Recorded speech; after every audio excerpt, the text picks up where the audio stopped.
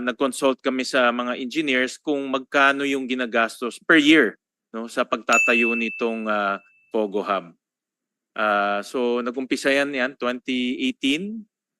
Makikita natin bukid na bukid pa at that time, no, wala that structure there is the Municipal Hall of Bamban. Sige.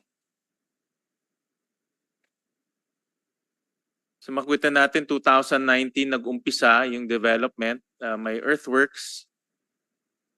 Tapos nag-umpisa na gumastos 2020, 2021, gumastos na rin sila ng 4 billion. What's the next? Yan.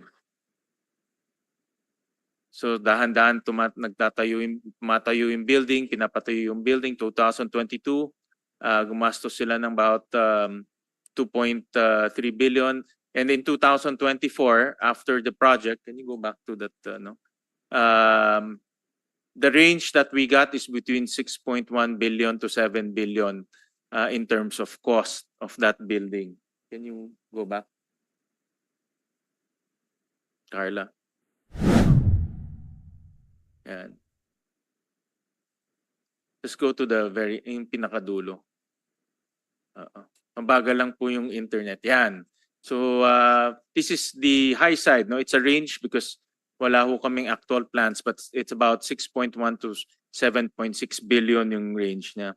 So makikita natin nag-umpisa siya around 2018 more or less, no?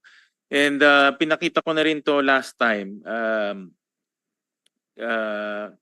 kay Ms. Go Huaping, yung kanyang check and cash deposits. Nilabas nga yung ano. And nag-umpisa yung kanyang mga deposits from 2018 all the way to 2024, amounting to 1.9 billion pesos, no? Direct to her personal accounts. Interestingly, 600 million in cash ang dineposit and 1.2 billion in checks. At yung timing is kikita natin, pinakita natin yung timing ng pagpapatayo.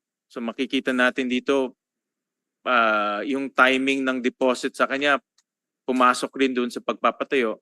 So my question kay Ms. Guo Huaping is saan nanggaling itong perang to? Dahil pumasok to sa account mo, alam mo kung sino ang naglagay dito. Dahil we also checked yung tax payments, yung corporate papers. Walang ganun nakita na pumapasok sa account mo. So saan nanggagaling itong perang to? Kuwaping. Sen, I refer pa rin po dun sa AMLAC cases ko po na na-file. I invoke myself for this question po. Yeah, but ito ang time mo para matulungan mo ang gobyerno sa pagtutukoy kung sino yung mga taong nagpapasok nitong pera sa iyong account. Opo, Sen. At dahil po pinailan po ako ng AMLAC po, sasagutin ko po sa korte po. Sorry po. Meron tayong BIR dito? Do we have any? Yes, Senator Sherwin, nandito po ang BIR. But Pwede bang lumapit? Sana guwaping, no? Kasi sinasabi mo madalas na wala kang kinalaman. But this is a chance for you para matulungan mong gobyerno habulin yung mga taong nagpapasok. Itong perang ito kasi pwedeng pumunta to sa drugs, pwedeng pumunta sa kidnapping, pwedeng pumunta sa ibang illegal activities. Ulitin ko, sino ang nagpasok nitong perang ito sa account mo? Sen, for the question po, dahil may AMLAC cases na po ako, I invoke my right po. Sorry po.